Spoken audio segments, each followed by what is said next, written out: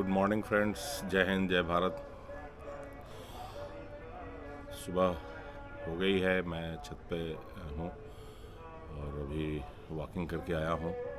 मैं सुबह चला जाता हूँ, यहाँ पर एक विद्यालय है उसके पार्क में, तो सुबह में 3-3.5 किलोमीटर की वॉकिंग मेरी हो जाती है। फिर एज डेली का जो रूटीन वर्क है वो होता है। दोस्तों, मैं छत पे बैठा हूँ और इस समय सुबह के 6 बजे, 6:30 बज रहे हैं। तो गुरुद्वारा साहब से गुरुबाणी की आवाज़ आ रही है, आप देख रहे हैं और सुन रहे हैं। इस समय देश में काफ़ी चर्चा का विषय है एयर क्वालिटी इंडेक्स का, AQI का। मैं कल चेक कर रहा था तो दिल्ली का जो एयर क्वालिटी इंडेक्स है वो 400 से ऊपर का है, और पंजाब में भी जो एयर क्वालिटी इंडेक्स है वो भी काफ़ी ख़राब है, वो भी 300 के आसपास है।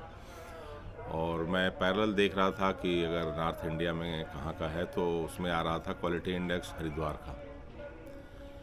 तो हरिद्वार का जो क्वालिटी इंडेक्स था, एयर क्वालिटी इंडेक्स था, वो था आपका 60 के आसपास। तो एवरेज में मानता हूँ कि ये बहुत अच्छा क्वालिटी इंडेक्स है।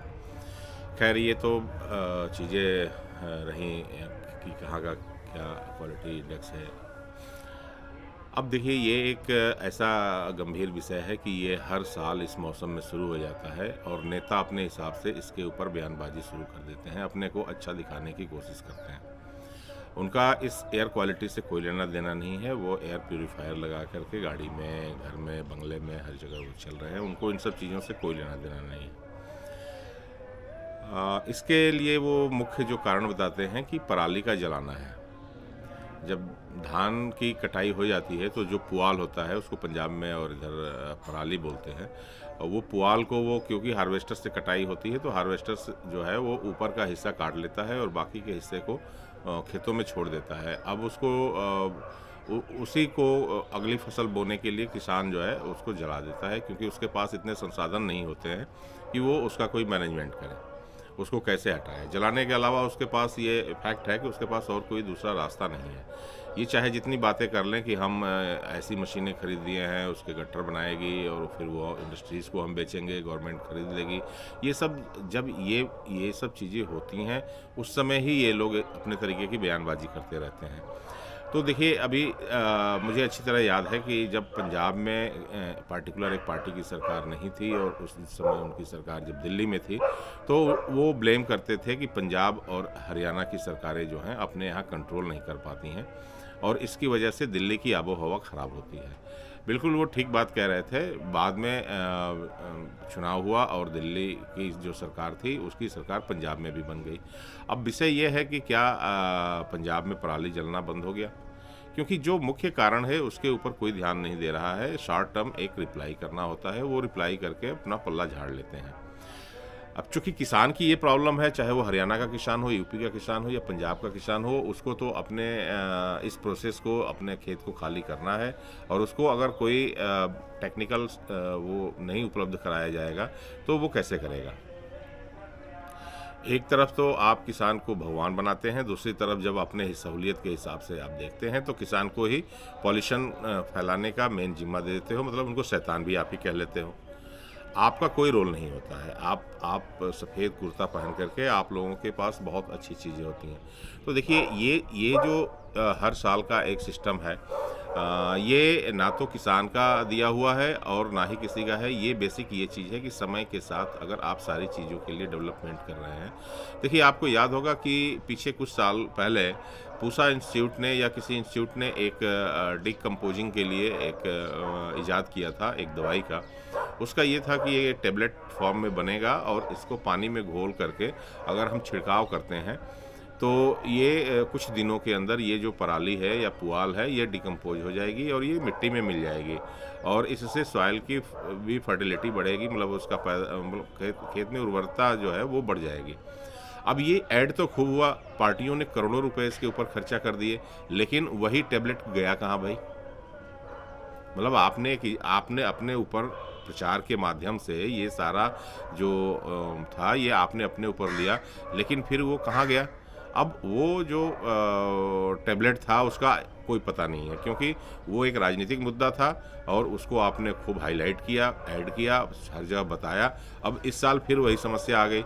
अब इसका इफ़ेक्ट देखिए किसके ऊपर पड़ रहा है। जो क्वालिटी इंडेक्स, जब एयर क्वालिटी इंडेक्स जब खराब होती है तो जो बच्चे हैं उनके हेल्थ पर इसका फ़र्क पड़ता है। जो मरीज़ बुजुर्ग लोग हैं उनके ऊपर इसका उनके हेल्थ के ऊपर फ़र्क तो देखिए सबके ऊपर पड़ता है। ख़राब हवा जो अंदर जाएगी तो वो स्वस्थ मनुष्य के लिए भी, स्वस्थ व्यक्ति के लिए भी नुकसान करेगी। लेकिन जो सबसे ज़्यादा डायरेक्ट इफ़ेक्ट होते हैं वो मरीज़ होते हैं। वो सांस के मरीज़, जो सांस हवा जिनको अस्थमा की प्रॉब्लम है वो लोग होते हैं, बच्चे होते हैं। तो ये सब प्रॉब्लम्स होती हैं और ये हर साल का है। दूसरा जो इकोनॉमिकली लॉस होता है वो ये होता है कि ऑड इवेंट शुरू हो जाएगा।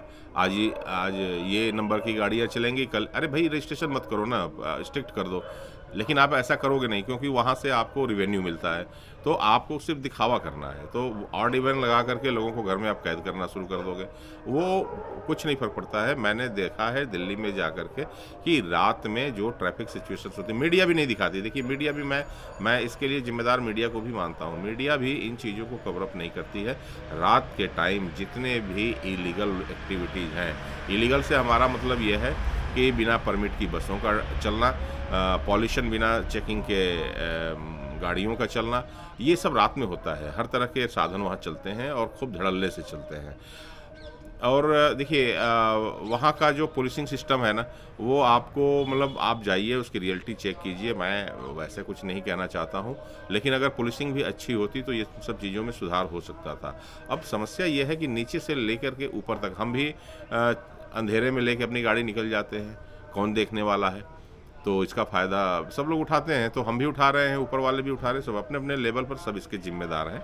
और इसका अगर कोई देखिए अगर परमानेंट इलाज नहीं ढूंढा गया तो ये अभी तो पार्टिकुलर कुछ 3-4 महीनों में इस समय होता है एयर क्वालिटी इंडेक्स ख़राब, ये पूरे साल की सिचुएशन बनने वाली है। और ये जब पूरे साल की हो जाएगी तो अब आप सोचिए कि एक ह्यूमैनिटी के लिए, एक एक मनुष्य समाज के लिए ये कितना बड़ा खतरनाक होगा। तो ये एक ऐसा विषय है जिसके ऊपर ना तो गवर्नमेंट का कोई सीरियस एक्शन है, ना ही हम आम जनता का कोई सीरियस एक्शन है, और ये इनकी वजह से बहुत बड़ी समस्याएं खड़ी होती जा रही हैं। अब देखिए पंजाब में आप कहते हैं कि पराली हरियाणा के लोग जला रहे हैं, पंजाब के लोग जला रहे हैं। भाई उनके लिए आपने इतने सालों में, जब से ये सीरियस प्रॉब्लम्स हुई है, तब से इसके लिए कोई भी सरकार आई है, वो चाहे जिसकी सरकार हो या ना हो, वो अपने लेवल से इसके ऊपर कोई मतलब, मैं कहता हूँ कि चलिए आप सत्ता में नहीं है लेकिन योजना तो बना के दे सकते हैं। आपको इससे मतलब ही नहीं है भाई, आप कुछ नहीं कर रहे हैं, आप सिर्फ खाली पीली बातें कर रहे हैं और कुछ भी नहीं कर रहे हैं। आम जनता इसमें पिसती जा रही है। चुनाव जैसे नज़दीक आता है, इमोशनल मुद्दे आप उठा के अपना एजेंडा बना लेते हैं। डेवलपमेंट का कोई एजेंडा आपके पास नहीं होता है, और इस तरह से आप लूट खसोट करने के लिए सिर्फ सत्ता में आते हैं। और ये लूट खसोट आप मतलब देखिए, कुछ पार्टियां कहती हैं कि इसमें वंशवाद, अरे वंशवाद हो या परिवारवाद हो या पार्टीवाद हो या व्यक्तिवाद हो, वाद से कोई कुछ मतलब नहीं है। मेन चीज़ ये है कि अगर आपके पास फुल प्रूफ प्लान है तो उस प्लान को इम्प्लीमेंट कीजिए। बाकी चीज़ों के ऊपर तो बातें बहुत बड़ी बड़ी होती हैं, लेकिन जो डायरेक्ट ह्यूमन हेल्थ को इफ़ेक्ट करता है, चाहे देश में पीने के पानी की आप ले लीजिए, ट्रैफिक व्यवस्था को ले लीजिए, या हॉस्पिटलिटी को ले लीजिए, हॉस्पिटल्स में जो कुछ भी हो रहा है उसको ले लीजिए, या ये एयर क्वालिटी इंडेक्स की बात जो हो रही है इसको ले लीजिए, AQI जो है। तो ये सारी चीज़ें, इन सब चीज़ों के लिए किसी भी पार्टी के पास कोई भी अपना एक्शन प्लान नहीं होता है। ये सब जैसा समय आता है, बाढ़ के टाइम बाढ़ के मुद्दे मीडिया में हाईलाइट हो जाते हैं, वाटर मैनेजमेंट होने लगता है, गर्मी के दिनों में टेम्परेचर के ऊपर क्लाइमेट की बात होने लगती है।